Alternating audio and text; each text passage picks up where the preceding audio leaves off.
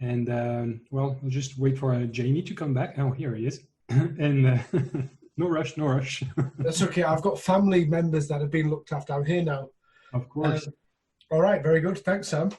Cool. I'm going to start now. So I think, first of all, not only should we thank Helen for that brilliant talk, but I think myself and everybody at Container Solutions is very aware of just how lucky we are to have her in our organisation and helping us to embed the values we have of supporting each other and compassion, but changing them into real processes and practices, which mean that, means we can live, the values that we espouse to. So I really enjoyed that, Helen. Thank you.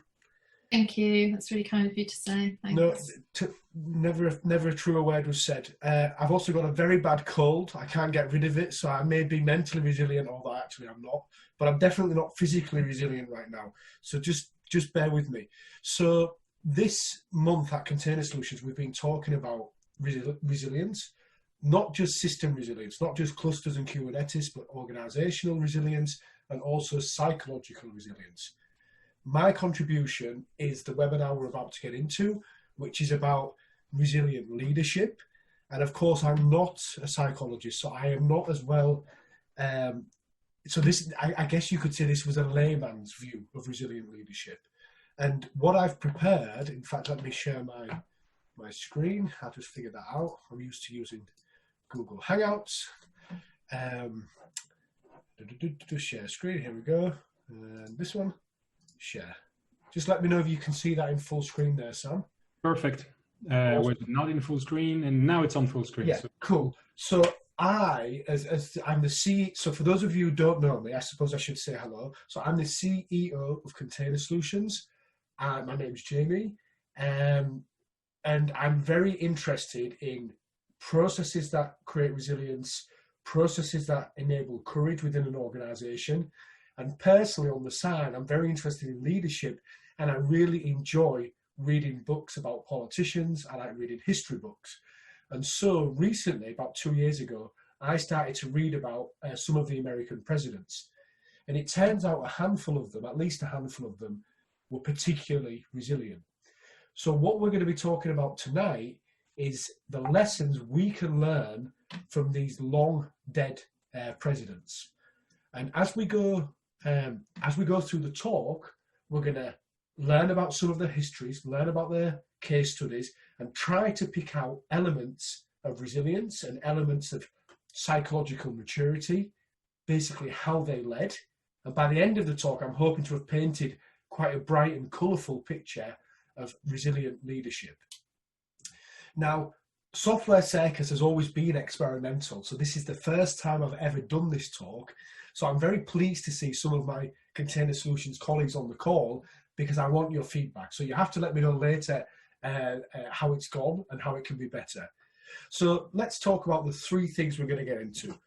Historical studies of our leaders, I just mentioned that. We're going to talk about FDR, Theodore Roosevelt and Abraham Lincoln.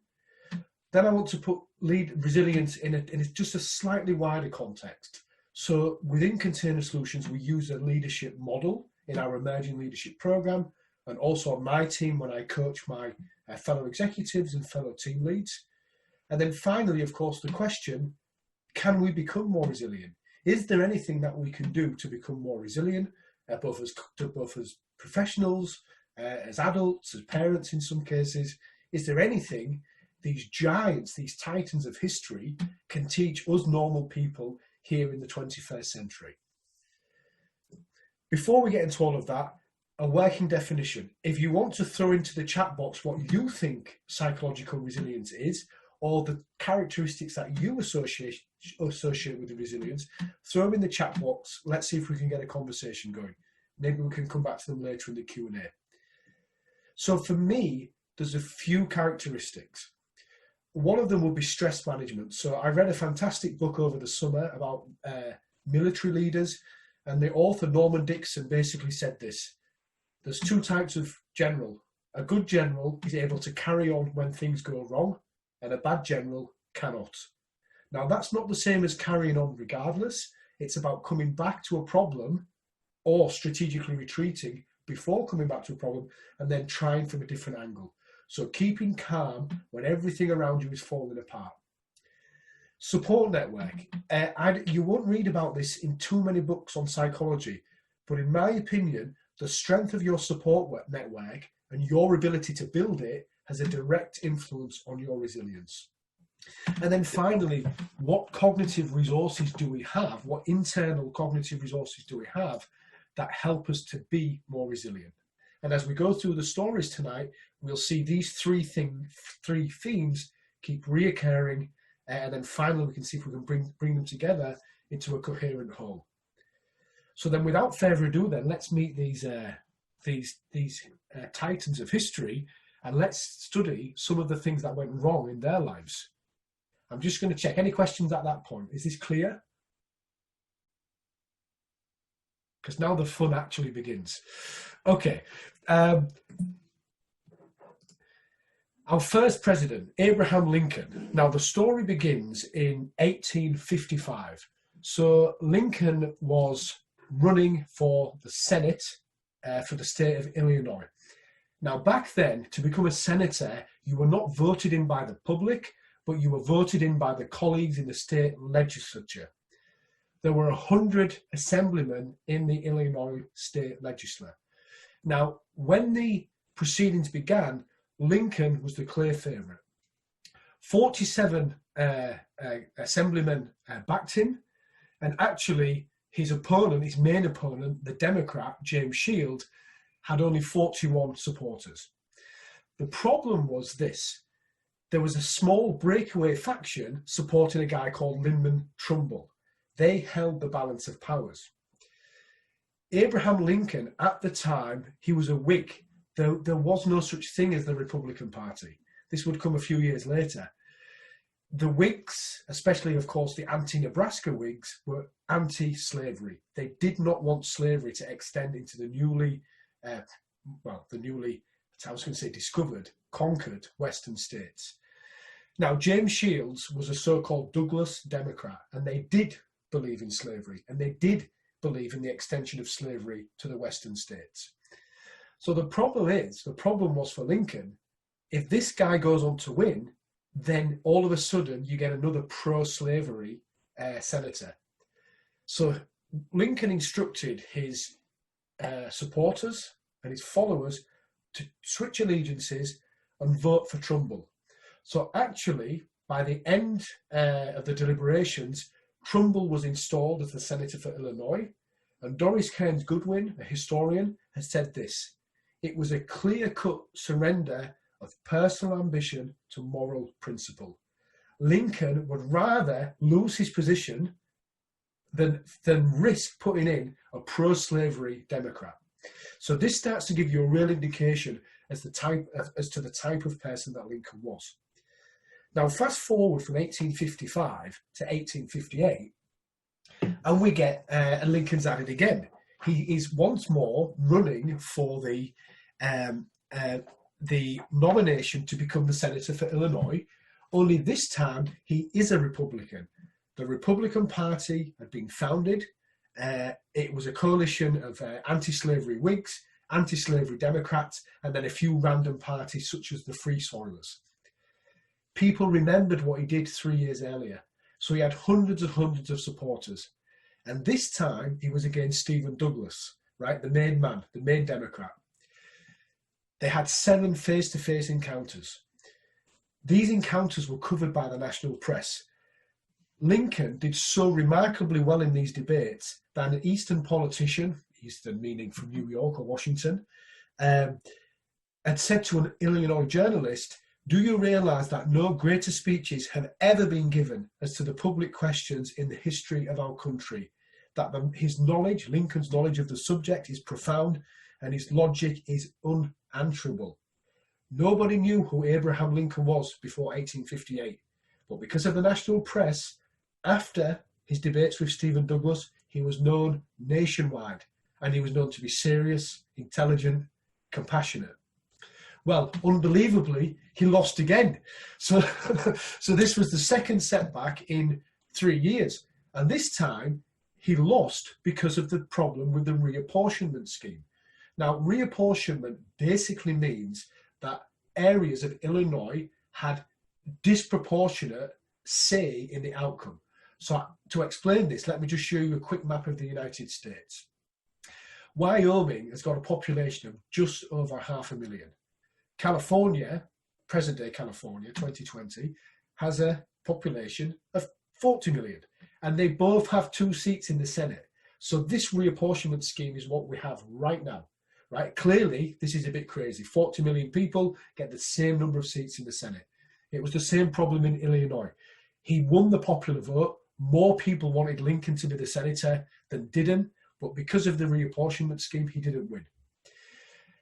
In an utterly bizarre reversal of roles, Lincoln spent the next 24 hours writing to his supporters, telling them not to worry and not to be disheartened. So usually when something catastrophic happens, your supporters send you condolence cards. It was the other way around. Within 24 hours, Lincoln had started to reframe his loss as a learning experience.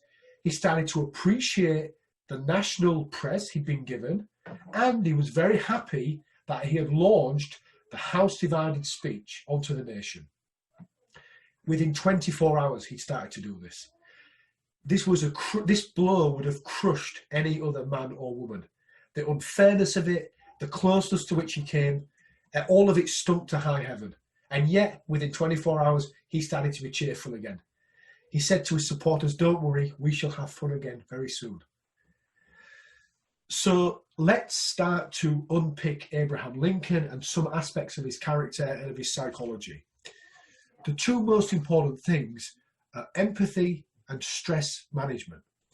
And it's not just random empathy, but it's empathy to do with the way he speaks and the way he understands other human beings. Seward was going to be a future member of Lincoln's cabinet, but he was also a rival for the Republican nomination for president in about 3 years' time. Seward spoke about the Trojan horse of slavery. He said, if slavery enters the Western states, it will take hold in the whole of the West. Nevada, Utah, California. We will become a slave nation. Most people on this call understand the Trojan horse metaphor. We've either seen the film with Brad Pitt, or some of us might have had a classical education, excuse me. In 1858, a normal working person would have no idea what a Trojan horse is. This is typical jargon. So the rival to Lincoln, Seward, talked in jargon. He talked as an educated man to fellow educated men. This is not what Lincoln did. Lincoln understood because he was a working man. He was raised in abject poverty, was physically stressed, had no education whatsoever. He understood local people's concerns, really understood them. And so he talked about a house divided. This was taken from the Bible of St. Matthew. So most people would have learnt about this in Sunday school or at church. And of course, as people in a growing country who built their own houses, they would have fully understood that a house divided cannot stand.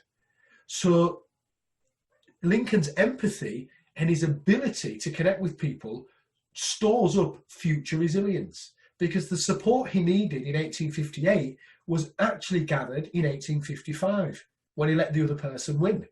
And actually, when he ran for president in 1860, he created a huge amount of support from the 1858 campaign, right? So every time he spoke, and every time he spoke from the heart, he would bring more people with him, bolstering his own resilience and support network at a later time. Stress management, he was never ruffled.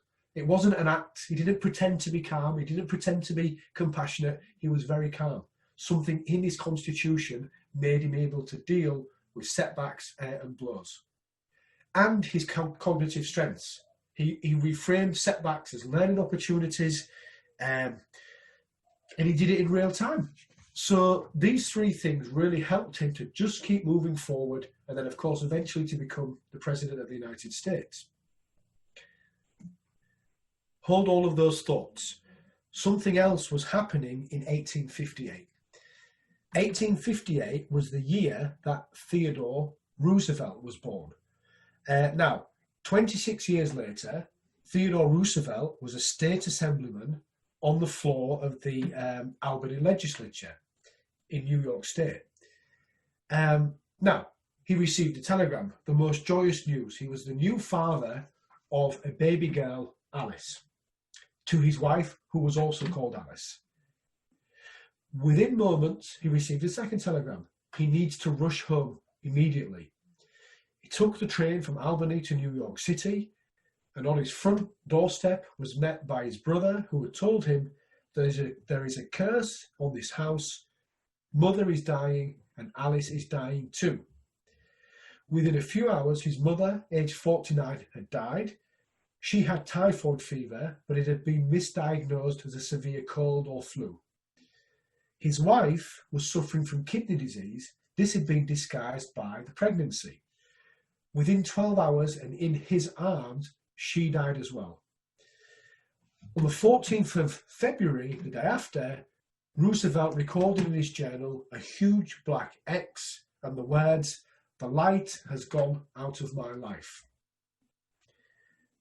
What happened next was absolutely remarkable. So he tried to enter politics again, but completely overwhelmed with grief, made a series of blunders, and so essentially retired from public life. He took all of his money, or a big chunk of his money, working with two strangers who he'd only met previously a couple of weeks earlier. He bought a piece of land in Dakota. And in Dakota, he started playing cowboy, fixing fences, riding horses, hunting, even though he had bad eyesight, and essentially doing all of the things that the other cowboys did. Now later, he would admit he was afraid when he did this. He was afraid of grizzly bears, he was afraid of horses, gunfighters, and his strategy was to pretend he wasn't afraid until eventually he stopped being afraid. So he might have been comfortable in a courtroom or in the assembly rooms of Congress. He was not comfortable on a ranch in Dakota. He was spoiled. He came from a rich family. Every single door had been opened to him until that fateful day in February when his whole world collapsed. As the physical transformation was taking hold and as the seasons passed, Roosevelt's depression started to lift and he started to sleep again. Something else was changing in him at exactly the same time. Psychologically, he started to do something that he called practicing fearlessness. He would deliberately choose things that stretched him, that scared him, in the hope that he would come out of it on the other side.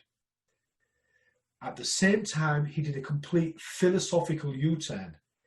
He was born believing he was ready for the White House. He was born believing he'd be a senator, a congressman, an assemblyman. He was born to believe he'd be successful and doors will open. Destiny had been bestowed upon him. He did a complete U-turn. He believed that Lady Fortune, the goddess of luck, is the key driver in people's lives. If you can react to luck effectively and more quickly than other people, then you would have a successful life. So within 2 years, he transformed himself physically, mentally, and philosophically. What happened next? It just gets weirder with Roosevelt. What happened next is he returned into public life, 28 years of age. First of all, he led the Civil Service Commission. You've got to have a beer at Software Circus. I hope you're all drinking. He led the Civil Service Commission. Then he led the New York Police Department. And then he led the Navy. Now, he resigned from the Navy, a high-status position, a high-paying position, to go and fight in the Spanish-American War in Cuba. Again, Roosevelt's instincts to prove himself, to whom he was proving himself, I'm not sure anybody knows. I think he was proving it to himself. But he wanted to prove that he could fight. And he was just as brave as the other men. And as soon as he formed a battalion, men from all over the country joined him. And they became known as Roosevelt's Roughnecks. The war finished, and he had an opportunity to run as the vice president for William McKinley. Now, with the exception of Joe Biden, the vice president is not particularly a very good job. You're kind of a figurehead, and you don't really do much. However, true to Roosevelt's philosophy and true to his form, He gave it a shot just to see what would come of it. Within 194 days, William McKinley had been shot in an assassination attempt. 2 days later, he died from his wounds. Aged 42, Roosevelt was elevated to the President of the United States of America. He was and remains the youngest ever president. People thought he was mad. This cartoon was taking the piss. It was a satirical cartoon because nobody knew what he was doing. It seemed he just wanted to change jobs and hop around. But actually, if you understood his psychology and his philosophy, then you would understand that Roosevelt saw every single position as a test of character, a test of endurance, a crucible moment from which he must pass. He lived true to his philosophy that he developed on a ranch in Dakota. Kearns Goodwin, who I've taken a lot of materials from, says this: leadership cannot be relegated to sound bites, slogans. She said, with the exception of Theodore Roosevelt, because literally his whole style can be compressed into one paragraph. And in fact, the one paragraph dictated everything he would do in his life after that moment. He would hit the ground running, consolidate control. He managed by wandering around. He would find the real problem in every organisation and then tackle it head on. When he was attacked, he counterattacked. And when his political capital was spent and there were no more favours left to call, he would brush his hands and leave to his next position. This collection of management heuristics, I think, creates extremely resilient behaviour. I don't think Roosevelt had anything to bounce back from because he just thought, well, you never know what life's going to throw at you. So I'm not sure he was ever depressed again after the incident with Alice and his mother back in New York City.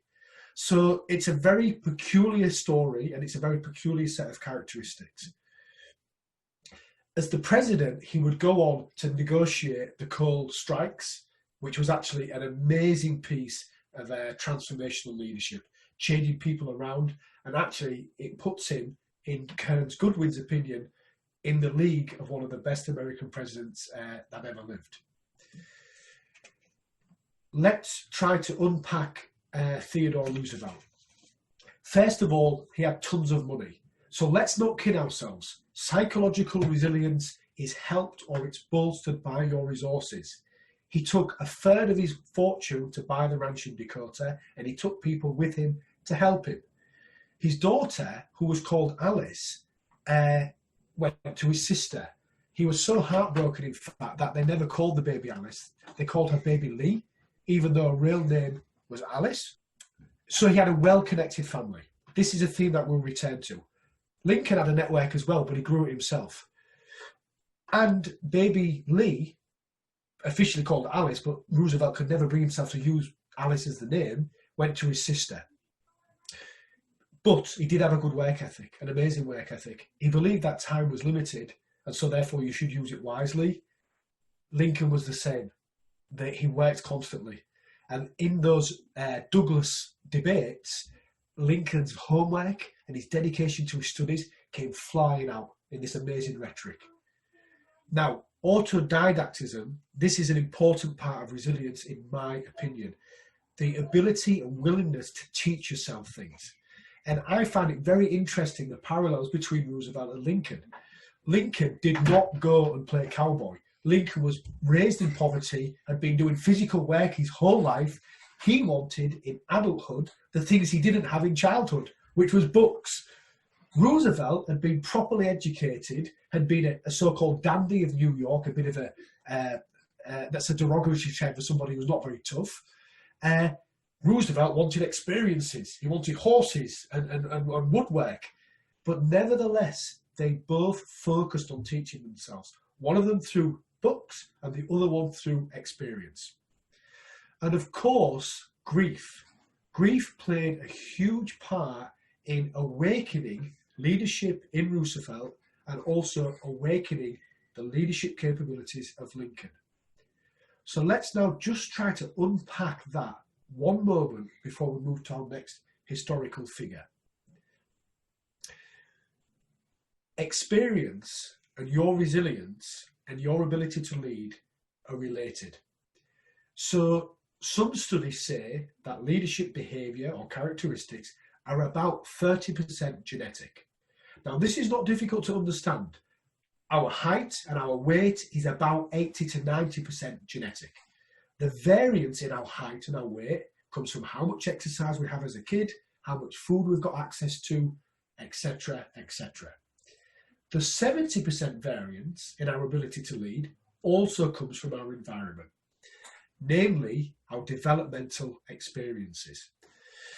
So Thomas Chamorro-Premuzic wrote about this, and he said these key development experiences that shape people's leadership potential, they occur very early in life, and definitely before people arrive in the office. Clearly, Roosevelt had his experience in his 20s, but of course he wouldn't be the president until he was in his 40s.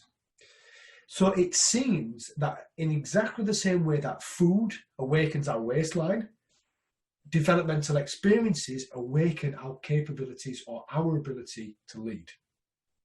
And this is interesting because if this is true, why are we wasting all this money on leadership training? We should just select people for leadership rather than training the people that we've got. Controversial idea, that. Okay, one more story and one more key point before we start to wrap this up. FDR, Franklin Delano Roosevelt. He was related to Theodore Roosevelt, but very distantly. He was also a member of the Delano family, another huge American dynasty. He also believed in destiny, and as a matter of fact, some of his colleagues and friends from Harvard thought that he was a little bit spoiled, a little bit superficial, and actually, when push comes to shove, FDR, he might become somebody, but it would be mainly because of the assistance of his extremely wealthy family.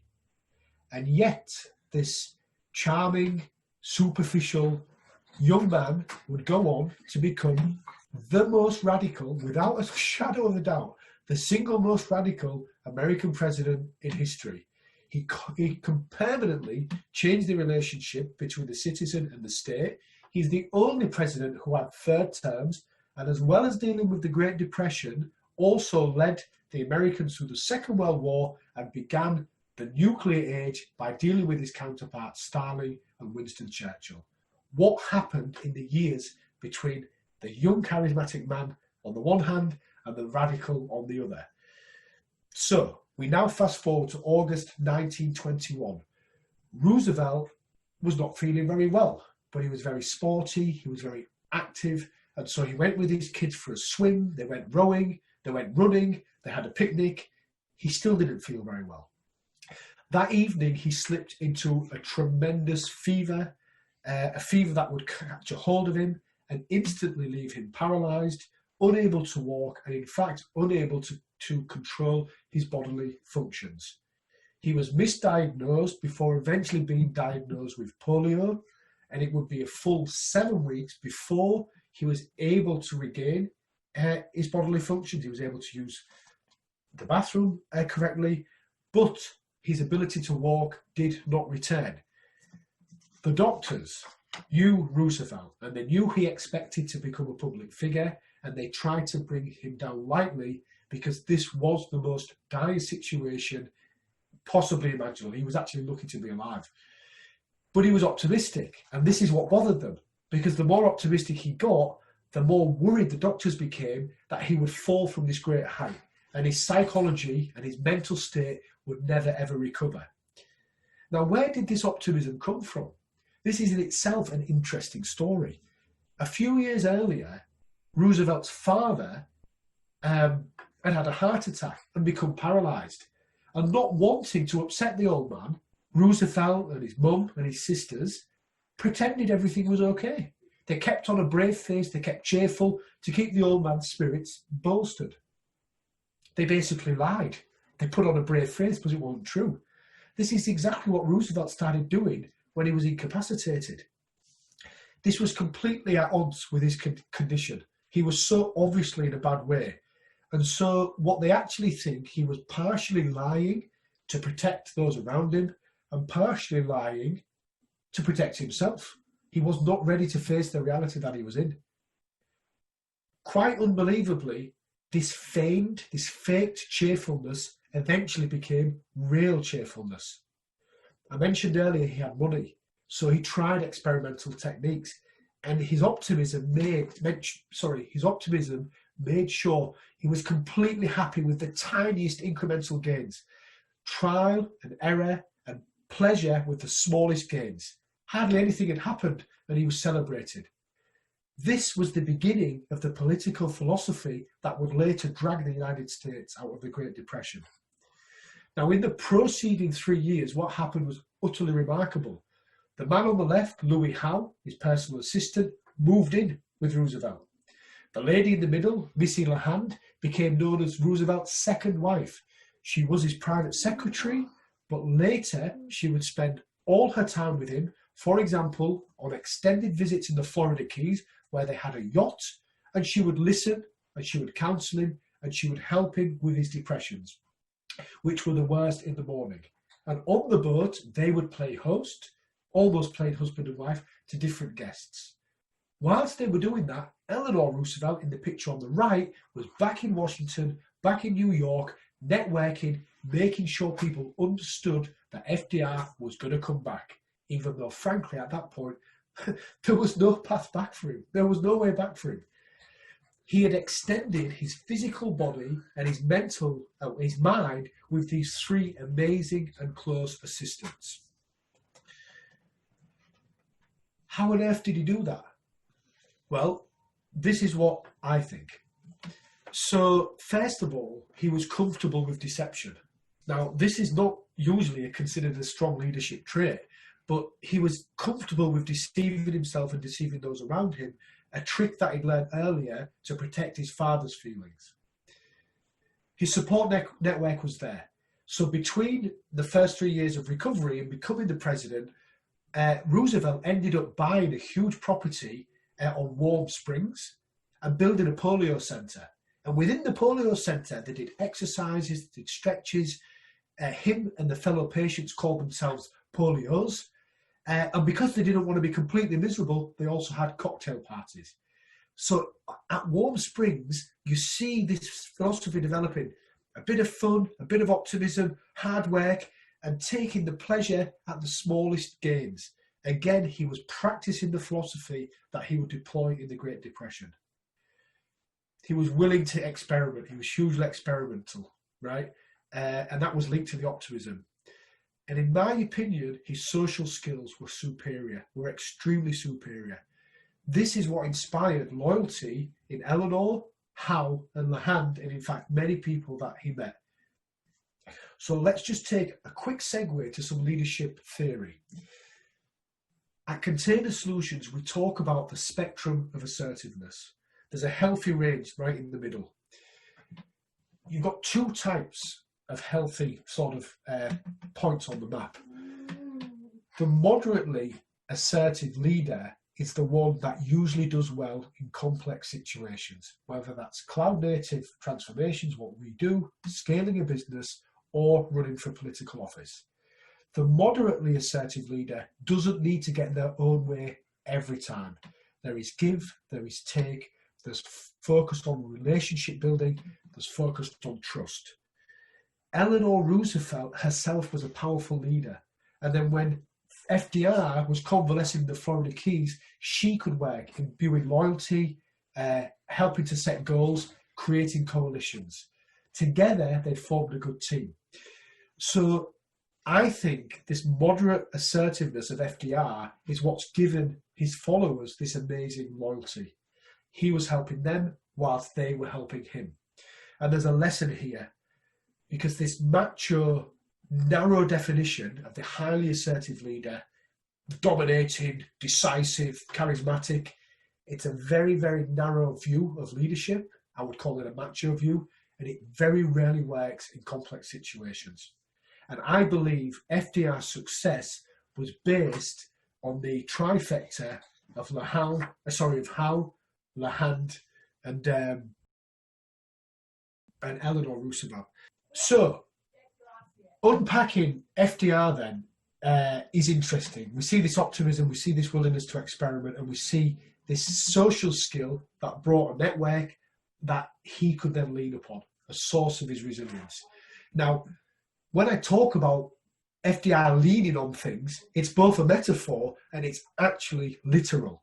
Because what happened next is really, I mean, I love this story. I love this story. In 1924, 3 years after, FDR was asked to endorse a candidate at the DNC, at the Democratic National Convention.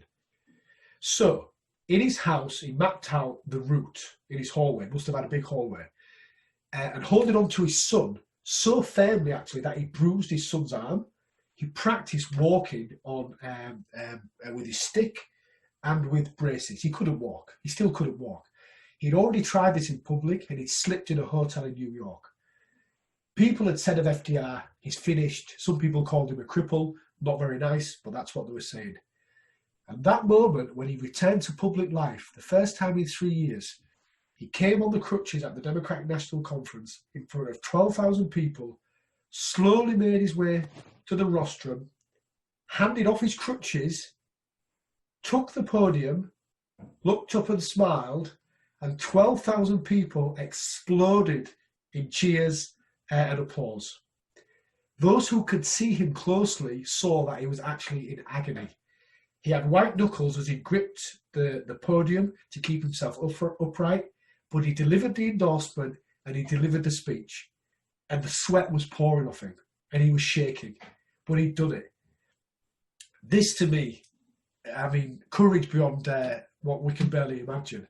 So if you fast forward then, if you take these crucible experiences of Roosevelt, you actually start to see this was the playbook for the Great Depression. This is what he said. The country needs, and unless I mistake its temper, the country demands bold, persistent experimentation. It's common sense to take a method, try it, and if it doesn't work, try something else. But above all, you must try something. The amount of times I have pulled out this speech at Container Solutions when we're in a crisis is unbelievable. It is my go-to speech. There is no time to look back as to why we're in this situation. We need to find a response to this situation. In a way, it's saying, try something, damn it, try anything. So this was Roosevelt. And of course, they called him Doc Roosevelt because he administered the medicine to the broken economy that he inherited in the 1930s. So we can start to sort of build a little bit of a theoretical model based on these stories. At Container Solutions, two leadership characteristics that we're always looking for are humility and perspective. I'm 44 now. I've had career setbacks. I've got children. Things, creative projects have blown up in my face. So if somebody at Container Solutions comes and they're frustrated, they're juggling childcare, they can't get to work on time, and their colleagues are driving them mad, it's not difficult for me to speak to them.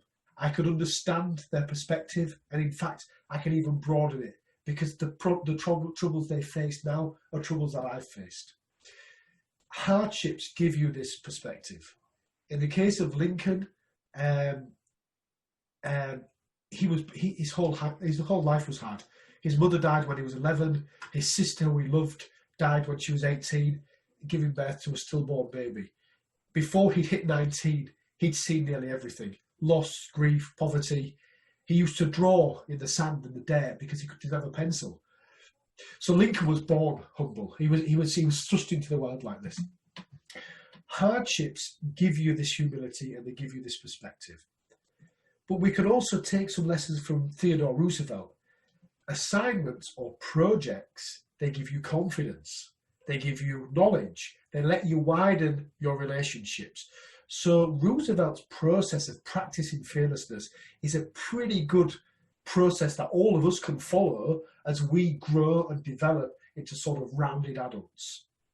Now, the problem happens when you've got one and not the other. Mainly, many people who are knowledge workers have got confidence, they've done lots of assignments, they start their career when they're 25, and they've got all these assignments, and then they think they're ready to lead at 35, 36, but they've got no humility. And the confidence they gain from their assignments, from their projects, changes into arrogance. And the resilience changes into callousness. So the problem with somebody who's on a long streak of success is actually it can be negative. It can negatively affect your ability to lead. For those people, their first real hardship is learning that, hey, you know what? They ain't all that, right? I've seen that personally, where people just think they're ready to lead, and I wouldn't trust them with a bunch of school kids. This is extremely confrontational to somebody who's 12 years into their career and has actually never had a setback. So these two things go together. Assignments, we can construct that. If you look at the blog from today, we literally construct projects every year that deliberately stretch the people who work at Container Solutions. Hardships are harder to manufacture. I mean, you can't force grief upon somebody. You can't steal all the money or fire them just to teach them a lesson. But there is some good news around hardship, and we're going to get to that now. So now let's start to wrap everything up. Most people know Abraham Lincoln as the 16-foot tall statue at the Lincoln Memorial. Lincoln was not born 16 feet. He was made that way by his experiences and by his attitude. Even when he went to the presidency and started the Civil War, he was too indecisive. He wasn't able to balance all the needs upon him, and he wasted his time. He grew into the presidency. So even though the men we talked about are titans of history, they're just like us, human beings. And when a human being is stressed, as Helen mentioned earlier, some of us tend to grow. This gives us some hope, because if we seek out crucibles, if we seek to stretch ourselves and practice fearlessness like Roosevelt did, we're going to grow as people. The other tip, get fit. FDR, by the end of his process, had a body like a champion wrestler. Lincoln was pretty tough to begin with. Theodore Roosevelt became tough on the ranch in Dakota. We need to be fit. Long walks help you change your perspective. That's a key leadership characteristic. They help you put things in perspective. They calm you down. They help you sleep. Physical exercise. All of this is really helpful for building your own mental resilience. Work on your work ethic. You always want to be pushing yourself, in my opinion. There is no leader that doesn't have a strong work ethic. And in my opinion, the ability to bounce back is a combination of being able to reframe a situation as a learning opportunity, having the optimism. I'm not talking about wishful thinking. You're in a shit situation, but having the optimism to believe on the other side of the situation is a better situation, and then the work ethic to drag yourself through it. So when when work ethic meets optimism, meets reframing, you've got a mechanism for resilience. You should keep a journal. It's a superpower. If you don't do it, start tomorrow. You'll literally be a better person by the time Monday rolls around. When I journal, I'm focused on three things. I need the words. I need my words to be ready so that when a crisis comes to me on Tuesday, I don't need to take a week off to think about it. I'm ready to answer the call. I'm ready to engage with the people I'm working with, exactly like Lincoln engaged in the Douglas debates in 1858. I need my metaphors. I don't want to talk jargon. I don't need to look clever. This is a childish need. Often new leaders are so afraid of looking unintelligent, they use jargon, exactly like Sherwood did with his so-called Trojan horse, and they focus on looking intelligent. This is a selfish, egotistical need. Forget about that. Find metaphors that speak to your audience, because as a leader, your job is to make that audience do what you want them to do, right? And you don't do that by making yourself look superior. And of course, hold yourself to account. You know what you're capable of. If you're capable of performance at this level, maybe that's impressive and all your colleagues say, well done. But you know damn well that there's an extra 2 or 3 gears left in you. And if you've had a bad week, you need to discuss that with yourself. The place to do that is in the journal. I'm not talking about punishing yourself. I'm talking about having an honest conversation. And often, as you hold yourself to account and you consider, the things that went well and the things that went wrong, your energies become restored. So that in the process of holding yourself to account, the energy returns and you're ready to bounce back. And that bouncing back is a key element of resilience. And finally, as to hardships, you can't manufacture them. You just can't. But if you live hardships will find you. If you've had your heart broken and you can find the courage to love again, then you invite this trouble in. This is a good thing. If you volunteer in the community, or if your grandma's in a nursing home, or when you go and visit her, you take biscuits for the inhabitants, you're inviting life in. And with life comes complexity, grief, loss, and all of it will help you to come to terms with life and give you that humility and perspective that we need that to go along with our technical knowledge and our confidence.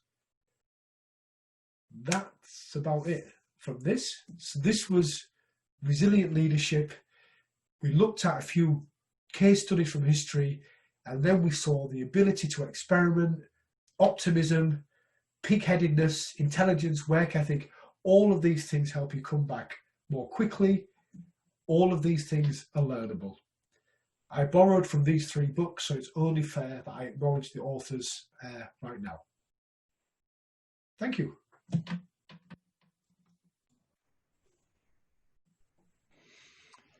was great.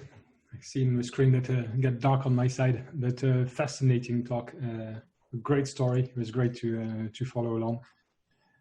As I mentioned in the comments in the chat, if you have questions for Jamie, please feel free to unmute yourselves. If you're a bit too shy, you can also type your question in the comments in the chat. But yeah, please unmute yourselves if you want to ask your questions to Jamie. We have got a few questions that popped up in the chat box. How do you prepare through journaling? Can you expand on your process for finding your words? Yeah, that's actually a really good question. Now, I just have to add full transparency. I'm a little bit neurotic, so I am not in any way suggesting people do what I do. So I'm just a little bit like, I'm getting old now. I've got my own little private routines. So I'm not suggesting you do what I do. But this is what I do. Usually I journal on a Saturday morning. So I like to wake up early. I'm 5 or 6, 7-ish, whenever I wake up, depending what I did on Friday night.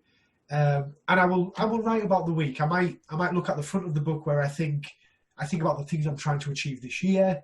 If I've had a particularly nasty problem, I might try to understand what that person is doing, and then I simply start to write.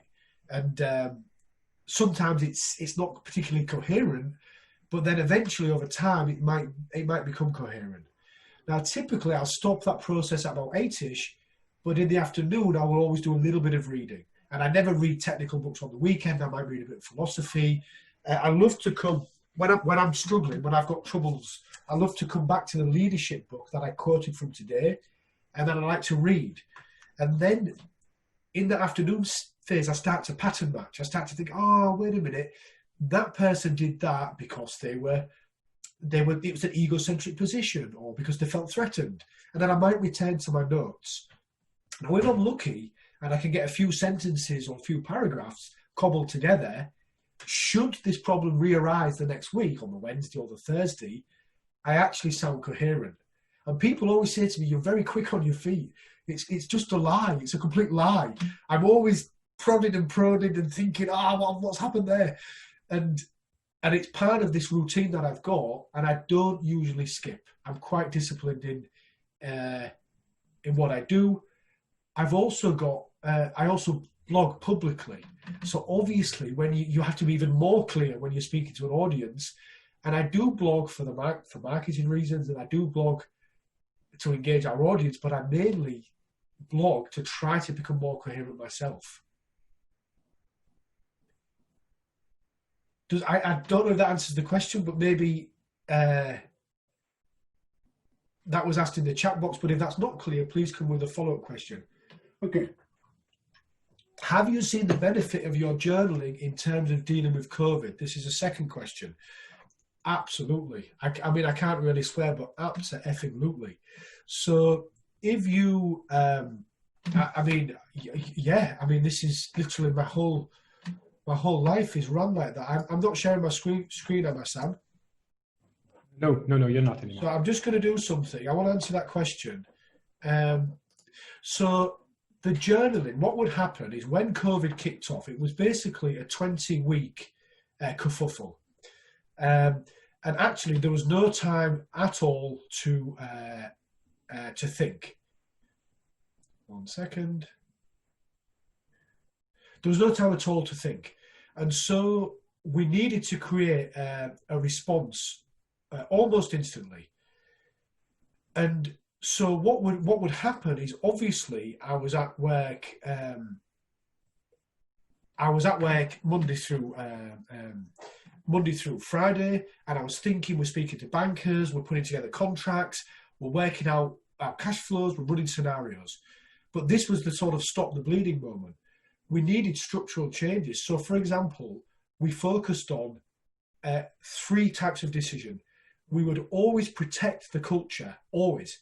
That was our first decision, would always be, does this protect the culture? The second rule was, if there's a choice between protecting our culture and the balance sheet, which is another way of saying, if there's a choice between firing these people and not firing them so we can move forward as a group, we're not going to take that choice.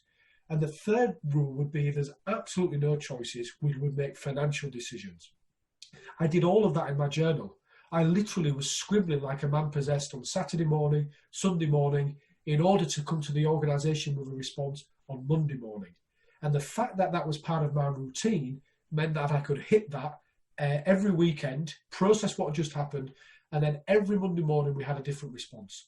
And annoyingly, I started calling people and texting people on the weekend, and I don't usually do that, but given the fact that we were in a critical situation, I actually did do that. And then I would read. In the afternoon, I would do my reading, which I always do, and I read about IKEA. I read about how women don't get promoted in the same way that men do because they don't speak up as much. I started to look at the female leaders in our organisation. I started to see how well they were doing.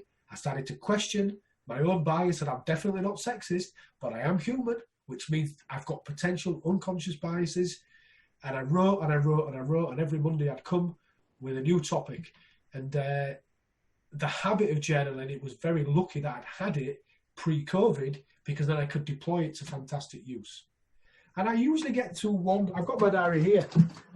I've told you I'm neurotic. I've got a process that starts in December and runs every year. I usually do 1 book per year. And I'm on my 3rd for 2020 because of COVID.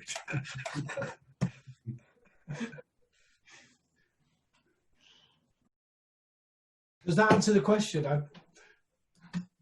But I do say to my colleagues on the executive team, you've really got a journal. And I often get the feeling they're like, what is he talking about? And I'm like, yeah, you definitely, that's my input on the next one-on-one. You need to journal more. But I probably should write it down and see if I can teach this. Yeah. Very nice. Anyone else has a question for Jamie? Again, no worries with unmuting yourselves. Yeah, hi. I don't really have a question, more of a follow up on the journaling. I don't really do that for my personal things, but with the 15.5 that we are using in the company, I found it kind of I'm finding a closure at the end of the week. When I look back at the week and I am able to write all the things that happened, in a good way or a bad way, what I'm struggling with, and then talk about it with my supervisor during the one-to-one. I'm really enjoying that aspect so much. And yeah, you can ask, Carla, I always write super long telenovelas, basically, of my week. Yeah. So that's kind of how I'm coping also with the things that are happening work-wise. Okay. So for the other people on the call who don't work at CS, 15.5s is a tool we use that every week we are able to write down our feelings, express gratitude, and then make a plan for the next week. So earlier in the talk, Teresa, we said, if you value reflection and gratitude, you need to go beyond saying that and build processes and tools that support it. 15.5s is designed to get everybody in the habit of journaling, reflecting, and expressing gratitude. So I'm glad that it's working in your case, because that's exactly why we brought that tool in. And as you develop in your career, as you become more senior and have more responsibilities, 15.5 won't be enough. And then you'll start doing what I do, which is journaling on Saturday, reading philosophy in order to dig into your own reserves for the challenges you face. And by the way, when I was your age, I also was not journaling on Saturday mornings. So obviously it's to do with where you're at with your career and just how much stuff you need to unpack every week. Cool. Thank you. All right, anyone else has a comment, a question? Also can strike a discussion about the general topic if you want to. We still have like 10 minutes of Meetup. So as I said earlier, Meetup's also here for like not organized discussion if you just want to bounce back on a topic or something, or just like have a request an insight from Jamie or Helen, please feel free. And while people are thinking, the story of Roosevelt and Lincoln is absolutely fascinating. I knew a bit of both stories, but not in that depth. It was quite fascinating. I actually choked up a little bit when you showed up the slide with the big X and the light has gone out of my life. I went like, oh, that's real. So when COVID kicked off, so I've written a blog, it's going to come out next week. I'm a bit nervous. COVID kicked off and I did cry. I cried because I literally had never faced anything like this. I got over it quickly, which is a sign I'm becoming more resilient. So that was interesting. I remember thinking, okay, I've only cried for a brief moment.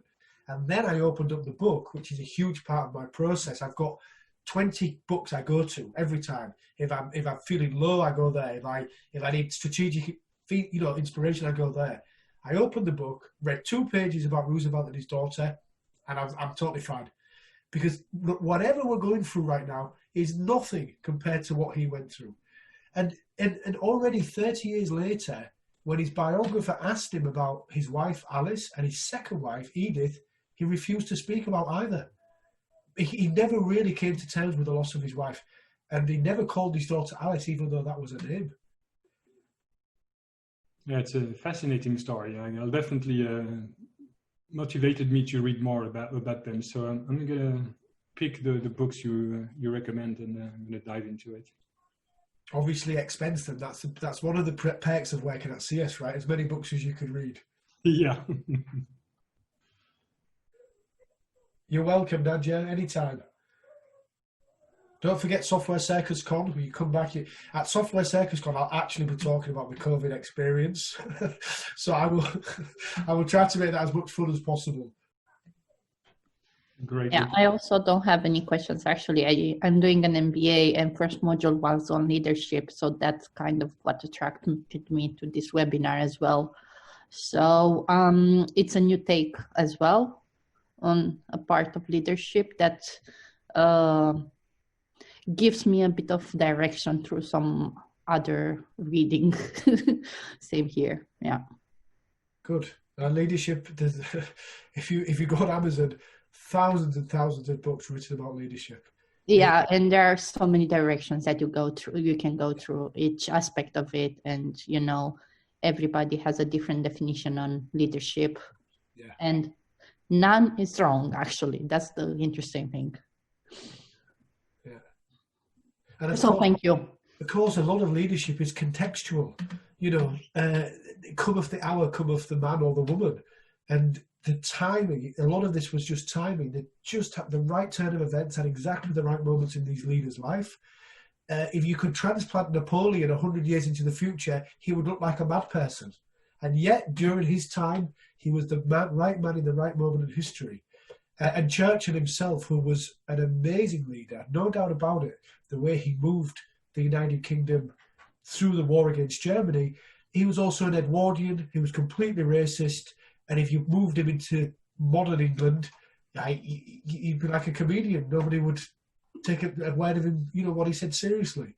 So leadership's very contextual, very situational. And talking about Churchill, I think it's interesting to note how much his, I'm sorry, I have a lapsus, his wife's impact on his career was actually, I read a book about her, and it's the understatement of the year with how much of his career it's actually because of her. So indeed, yeah, and so in a way, what his great political rival, but also his friend Clement Attlee, also had a very strong wife.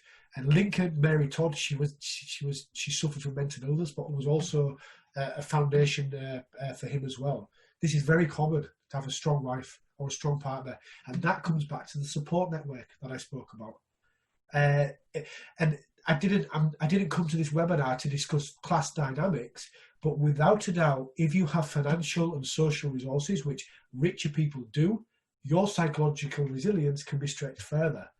And so in a way, a lot of this does have impact on social policy and things like that. Because it's not fair, because other polio sufferers could not have responded like FDR did. Fact, that's just a fact. Yeah. All right. Well, thank you, Danny. Good luck with your PhD. It's just an MBA, not that, but still, yeah. It's thank you. Nadia also requested if you could again share the book titles, maybe in the comment, or give them to me, and I'll put them in the Meetup chat system for people who want to read up on the topic. Will you follow up? You can send my deck. Yeah, sounds great. I will do that. I'll share my deck, and then you can follow up with everybody. Perfect. Let's do this. All right. Any other comment, question, want to chat?